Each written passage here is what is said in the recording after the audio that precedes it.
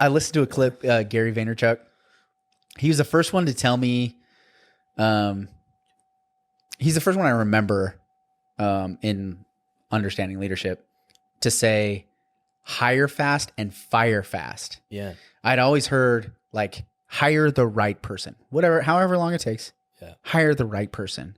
Because over time, like you're going to get, when you hire the right people, the amount of work and energy that you're going to need to expend is so minimal, right? Yeah. Just hire the right people. So most of the educational or most like the books and stuff that I had read or people that I had heard talk about that, right? It's like, hey, let's talk about how to have a really good interview. Let's talk about what are some traits that people will have on their first interview versus their second interview. And then, learn a little bit about their private life. Like really do your due diligence, right? In hiring, and that'll pay off. And then Gary Vee's like, no, just hire really fast and then fire fast. And then he tells this story, this clip just the other day. I think I saw this one. Where He he's lost like hundreds of thousands of he's dollars. like, I thought I had the perfect guy. It was less than a day. The first day, I fired him on the first day of work, where I put all this money and effort into hiring the right person, and I fired him the first day. Yeah. And I can't help but think it's that moment, right, where you're in a meeting, and the guy's like, "Oh yeah, we tried this at this last place I went, and it didn't really work." Well, good for you. See ya, dude. Yeah. Great story. Thank you for participating in this meeting and doing absolutely nothing but just take all of the wind out of the sail. Yeah. So like there's something for him, and I'm not saying that's what was said, but like there was some like tell for Gary where he's like, that's not the right guy. Right. Yeah. And so I think over time people learn that. But for somebody who's just starting a business or like building a team, Yeah. that hasn't built teams before, it's tough to do, man. It's tough to discern like whether somebody's good or not. So get them in the job and then look for reasons why they're not the right fit, Oh, exactly.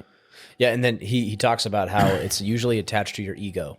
Yeah. You don't Yeah. want to look Yeah. bad for hiring the wrong person. So you keep this guy around for 3 months or 2 months or 1 month or 6 Oh, he months. does. He goes And into then that it goes ego super piece. detrimental. I mean, everything goes back to the ego, man. We It can does. always land back in the ego. Yeah. I like to equate ego to like, imagine two guys walk into a room and you can see like a visual representation of their ego. So one guy, like he is literally chained to this huge gorilla and the gorilla's like using him as a puppet, right? The guy's like, I'm so cool, right? And he's just making a muck of things and this gorilla is like dragging him around. Versus the other guy, he comes like flying into the room on the back of a dragon and lands like a Targaryen. This is a beautiful visual. Right? Lands, gets off the dragon, pats the dragon on the nose, and the dragon sits quietly in the corner and he does his business. And then he flies away on a dragon. Yeah. Versus the guy being drug around by a gorilla. Yeah. And so it's like, is your ego, like, are you a Targaryen? Flying a dragon? The Targaryens. Because I think part of being like an alpha male or just being a successful man and having boundaries is like a lot of power can be pulled from an ego. Mm-hmm. And it could be your downfall or it can be your greatest strength. Mm-hmm. Like, because if you're faced with a situation, like when you were backpacking through Europe, you just knew you were going to be fine. Yeah. A little bit of ego in there. Yeah. You're capable. So it could be ignorance. Yeah. It could be delusion. Delusion, ignorance. But I think those are tools. Like everybody has like this, their personal, senses. Like, because we're limited to sight, hearing, sound, taste. Yeah. So my reality is way different than yours. And so in my head, I could have this dialogue. I could be completely delusional. And some of the most successful people are. Yeah. Like there's like, someone's like, this can't be done. And they like Elon Musk, they're like, get the fuck out of here then. Yeah. Stop messing with my delusion. Yeah.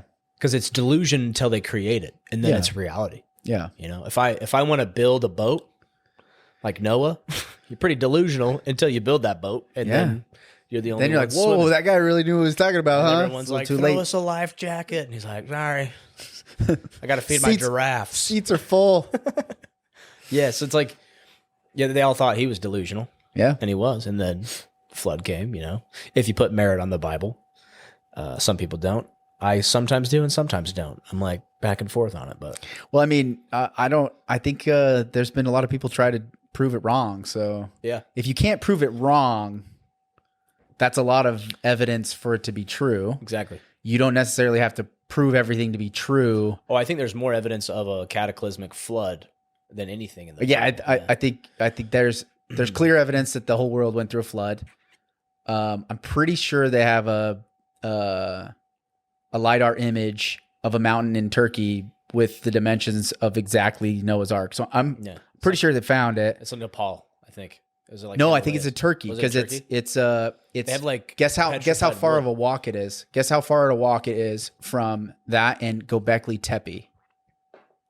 From where they found miles. where they say they found Noah's Ark to Göbekli Tepe. Yeah, I love hearing Graham Hancock. It's a 3-day walk. 3 days.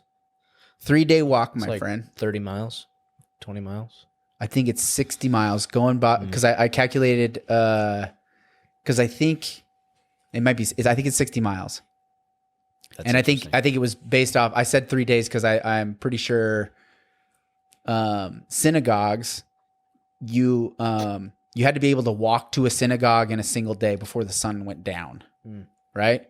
So they spaced out synagogues in a amount of space that where you could walk them in a day, right? on the Sabbath, yeah. So like the amount of time it would take to walk 3 days, essentially, like if you were Jewish, like 3 days. That's kind of how I calculated time. So I'm pretty sure it's 60 days, but I'm sure that somebody in the internet we 60 could double check miles. this, but it's like 60 miles.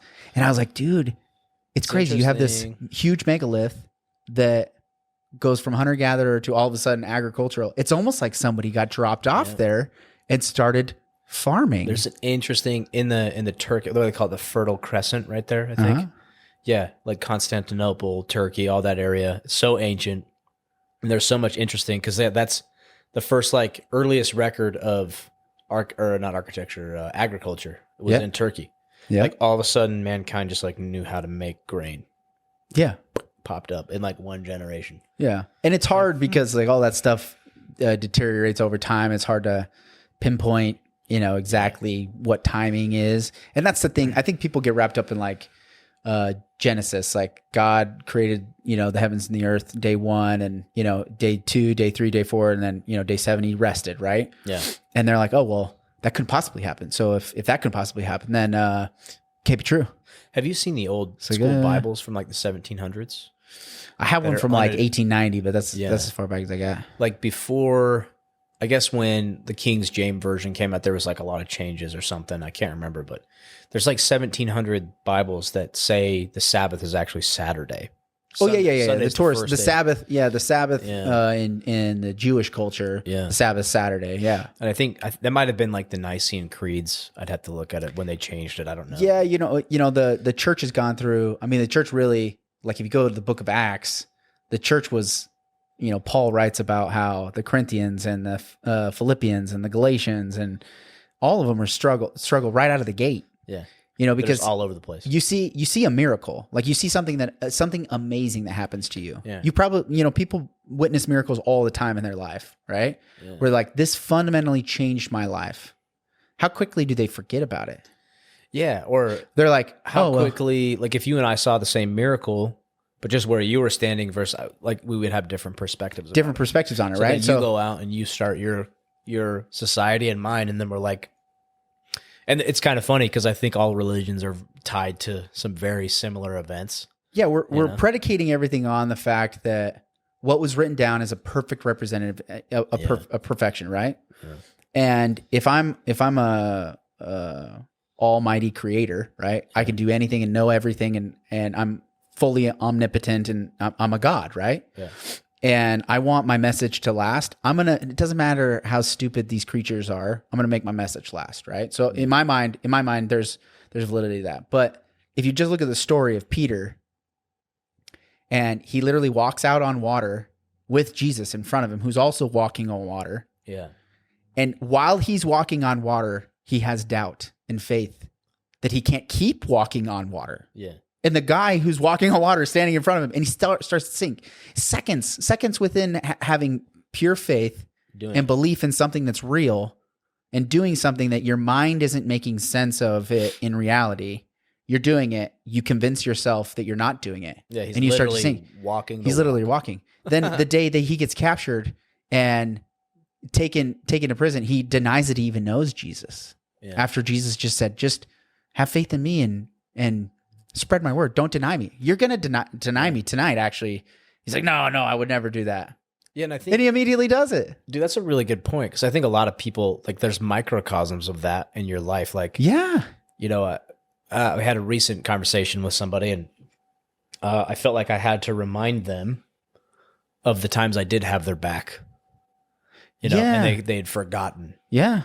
I'm like, you don't remember that one time? Because I was accused of something. Yeah. And I'm like, you don't remember that one time where, like, we were there? I was there for you. Like, you don't remember that? Yeah. You remember that one time when we like stayed up late? We talked it out. We did that. And, you know, we walked you literally off the edge. Do you remember that? You know? Like, Yeah. oh, yeah. You remember that time, like, I sent you like $1,000, you know, just on a random day, like, that you needed? You remember that one time, you know? And he's like, oh my God. And he started realizing all the times we'd help him. And it was like, yeah. So just don't accuse me anymore of that. Like, Yeah, but then he's going to, because he's just, we're just human. Like, we can't help ourselves. Yeah. Like, we're legitimately helpless, right? I do And so that it's to like my parents. it's this idea, and I think this is not to feel preachy or whatever, but I feel pretty strongly about this, is that, like, that feeling of getting let down by people that you really are doing everything for and you care about, they're going to continue to let you down. Yeah. And it's because they can't help themselves. And, like, the relief of being like, I don't have to worry about that, because he's already said that we don't deserve it. But at the end of this, like, just do your best to be a good person. Yeah. Let other people deal with what they're going to deal with. Help them when you can, love them. Yeah. And just move on, right? And Yeah. that like the weight of feeling like I have to be the one to help this person do this thing, and know, like, man, I could do my best and it might not be enough because I just can't control it. That was the feeling that I had. Like, that was like the weight lifted off my shoulders when I found my faith in Christ. Like, when I found my faith in Jesus, dude, that was when it was like this just huge weight, just being like, you don't have to be perfect. You don't always have to have the right thing to say. You don't have to save anybody. Right? You don't have to. You're going to be, everything's going to be all right. Yeah. Just take it one step at a time.